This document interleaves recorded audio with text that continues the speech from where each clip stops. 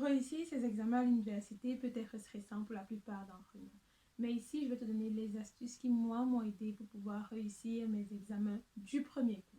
Et ça, je te dis, c'est depuis 2018 que je n'ai jamais refait un examen deux fois. Donc, je vais te donner toutes les astuces qui, moi, m'ont aidé, qui, pour moi, marchent et que j'ai partagées autour de moi et qui aussi, je vois, fonctionnent bien. Donc, si tu veux savoir tout ça, reste connecté. On y va.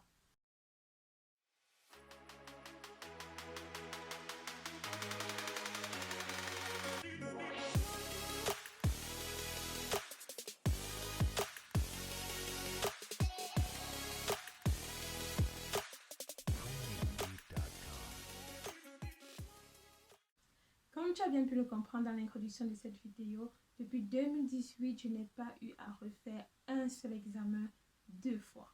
Donc, tous les examens que j'ai eu à faire de 2018 à maintenant, je les ai toujours fait une seule fois. Que ce soit mes examens de la fac de médecine, que ce soit mes examens d'allemand là, je les ai toujours fait une seule fois.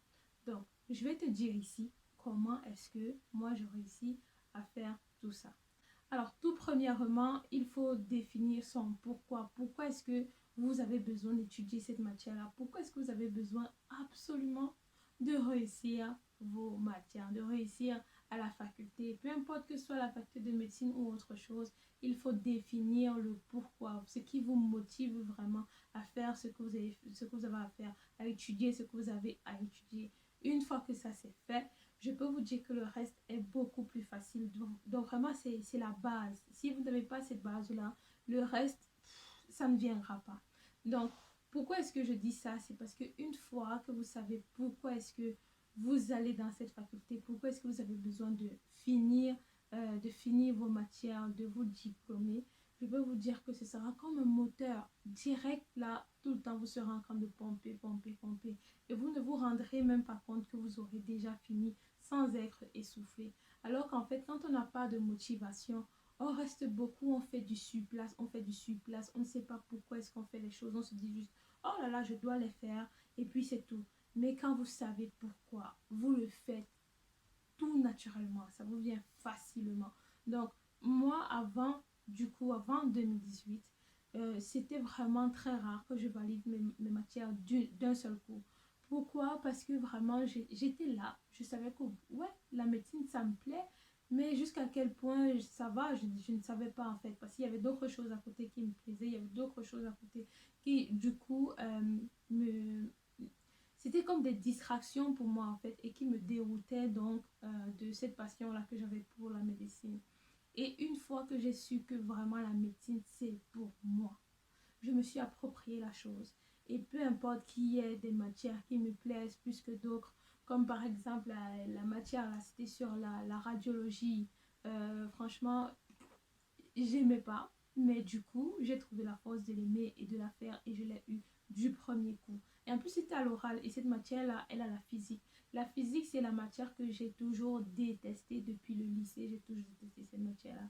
Et quand j'ai vu qu'il y avait encore la physique là-bas, alors que je croyais en avoir fini depuis la première année que j'avais souffert pour valider ma matière de physique, et ben, je peux vous dire que je n'ai pas été démoralisée. Je me suis dit, Marie, tiens bon, et tu vas pouvoir valider cette matière.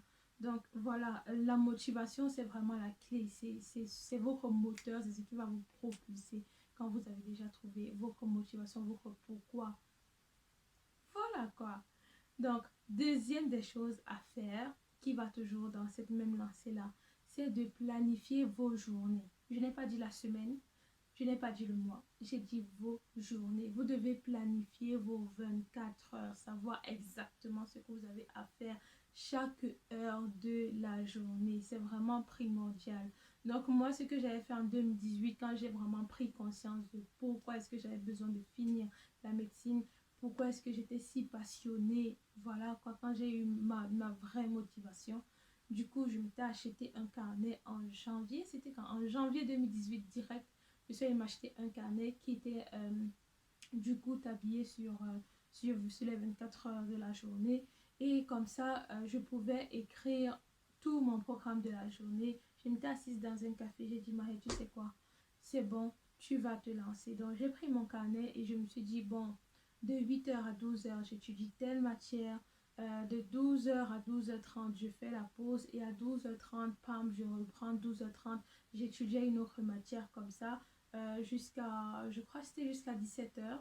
À 17h, je rentrais chez moi et j'allais faire 1h30 voire 2h pour manger, dormir et me relever ensuite vers 19-20h et étudier jusqu'à minuit, 1h du matin. Donc c'est comme ça que je faisais, j'avais vraiment des longues journées. Et une fois que j'avais décidé de faire ça, ma motivation était toujours là, je ne me sentais pas du tout fatiguée. Bien que j'avais mes amis qui me disaient, mais Mariette, fais quand même attention parce qu'après tu risques d'être surmenée. Tout ça, vraiment fais attention à ta santé, ça fait beaucoup. Mais moi, je ne le ressentais pas parce que j'étais motivée comme jamais. Pourtant, je traversais une période qui était vraiment difficile pour moi, vraiment très, très, très difficile. Mais ça ne m'a pas empêché de continuer. Donc, vraiment, planifiez vos journées. Vous verrez que tout sera plus facile. Quand on a la journée planifiée, on sait ce qu'on a à faire, on ne se perd pas. Parce que là, maintenant, même, ça m'arrive quand je ne planifie pas. Vu que je n'ai plus vraiment d'examen comme ça, proprement parlé, qui me tient comme ça. Du coup, je ne planifie plus mes journées et ce qui fait qu'il y a beaucoup de choses que j'aurais aimé faire durant la journée et que j'oublie de faire. Et voilà, donc du coup, c'est mieux de planifier tout ce qu'on a à faire. Quand j'avais encore mon examen de FSP, de fac, je crois que font alors des médecins ici en Allemagne que je devais faire, mes journées étaient planifiées. Je savais ce que j'avais étudié. Et du coup, voilà, c'était beaucoup plus évident pour moi. D'autant plus que maintenant, je ne suis plus seule. Je vis avec mon mari, j'ai un enfant. Du coup, je n'ai plus mes 24 heures juste pour moi. Donc, il est primordial pour moi de vraiment planifier. Donc, voilà, une fois que vous avez également planifié vos journées, ce qui vous reste à faire, c'est maintenant rendre votre espace de travail agréable. Vous devez vous approprier votre espace de travail. Pourquoi est-ce que je dis ça? C'est que parfois quand on étudie une matière qui n'est pas vraiment, comment dire, ça nous titille pas. C'est pas, on n'est pas vraiment frileux de l'étudier. Comme pour moi, c'est vraiment la physique là. J'aime pas. J'aime pas. N'empêche que ça ne me bloque pas. C'est comme l'anatomie. Je n'avais pas particulièrement aimé. Mais tu te poses et tu te dis, bon, il faut vraiment que j'étudie. Et vu que pour moi, c'est vraiment difficile d'étudier cette matière, juste de me poser d'étudier cette matière, j'avais mon bureau, du coup, je dépose mon ordinateur, je dépose mon carnet, les carnets où j'écris, parce que j'écris aussi énormément, surtout quand sur les matières comme ça, là. Ton carnet où tu écris, ou alors ton carnet, ou alors ton livre sur lequel après tu vas colorier là avec les marqueurs. Tu déposes ça, tu te fais une petite tasse de café, une petite tasse de thé, tu prends une bouteille d'eau, tu déposes à côté, vraiment pour que ça te pousse à rester là le plus longtemps possible. Quoi d'autre encore? Ce que je faisais, c'est que je me déposais souvent des bonbons ou alors des biscuits, bref, des friandises.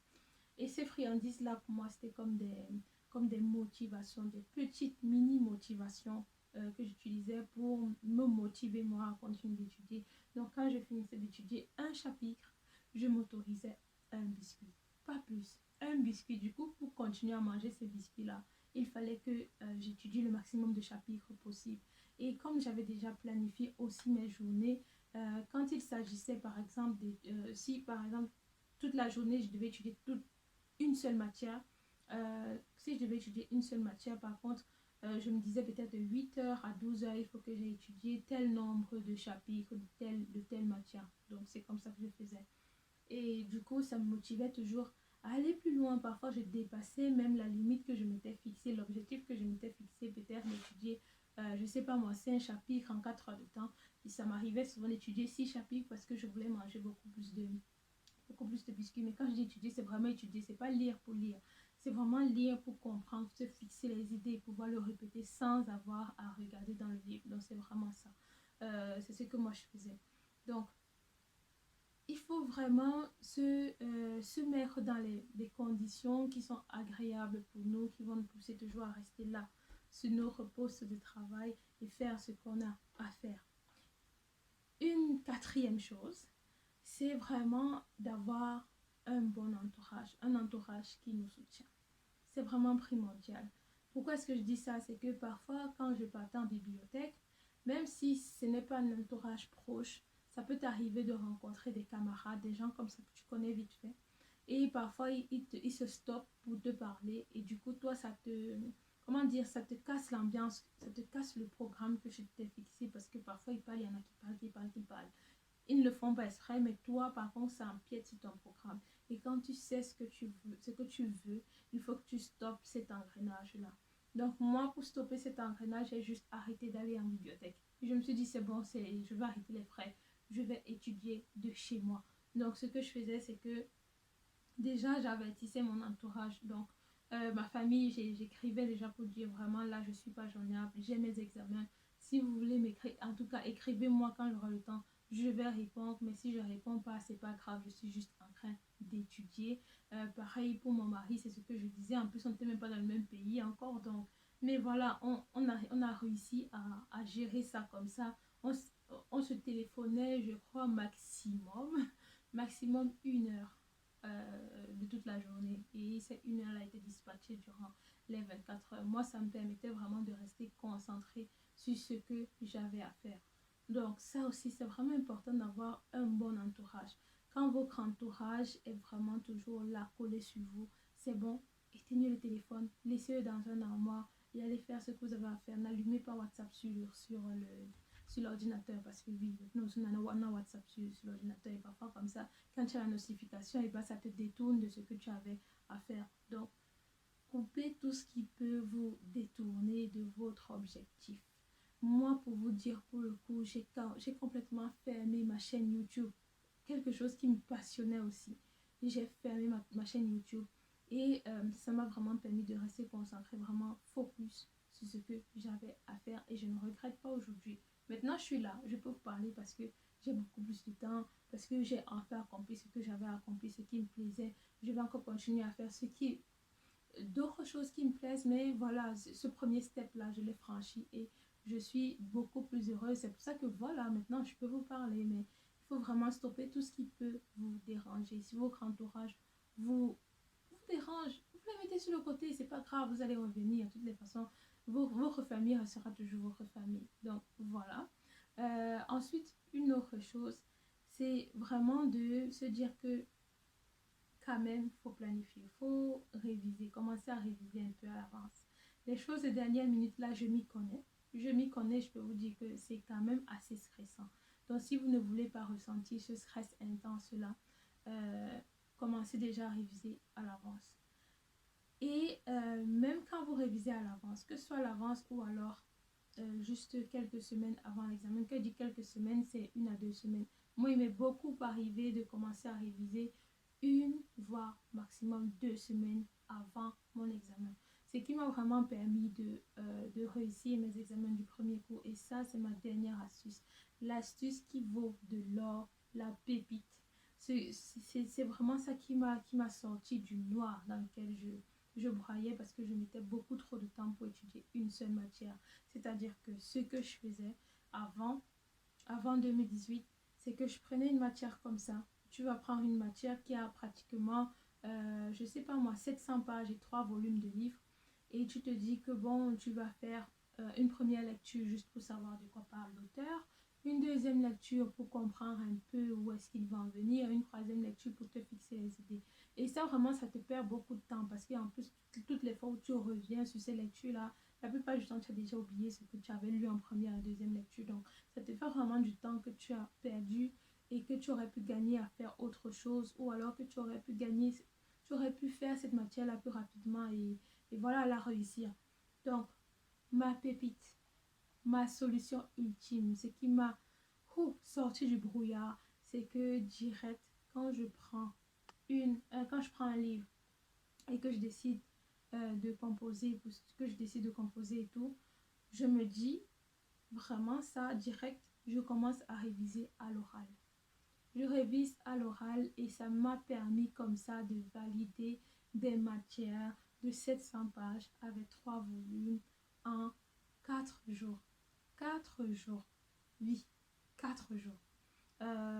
4 avoir une semaine pour d'autres matières, mais vraiment ça m'a beaucoup aidé.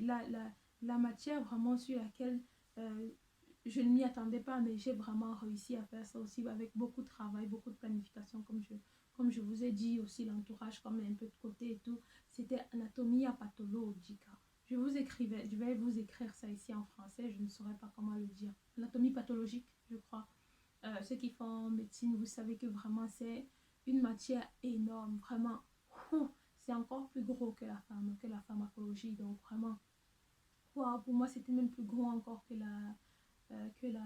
l'anatomie. Bon, même si l'anatomie encore c'est en tout cas ça déjà anatomia pathologica, ça m'a pris juste 4 jours et je l'ai réussi. Et quand je l'ai dit à ma collègue, ma copine qui elle aussi étudiait médecine, qui avait déjà réussi cette matière-là, quand je lui ai dit, ça m'a pas cru. Elle a cru que je blaguais, mais j'ai réussi ça en 4 jours. Pourquoi? Parce que quand j'ai pris mes livres pour étudier cette matière, je me suis posée direct, j'ai commencé à réviser à l'oral. Pour moi, je révisais à l'oral parce que je me dis, je vais faire direct première, deuxième, troisième lecture du premier cours. Ce qui fait qu'en faisant ça, je suis allée à l'oral et je n'ai pas eu besoin de repasser encore pour voir si j'avais tout compris les concepts, parce que quand je lisais directement, c'était pour comprendre et pouvoir retransmettre ce que j'ai compris. Et ça aussi, c'est une clé. Réciter pour réciter, c'est vraiment, ce sera beaucoup trop compliqué.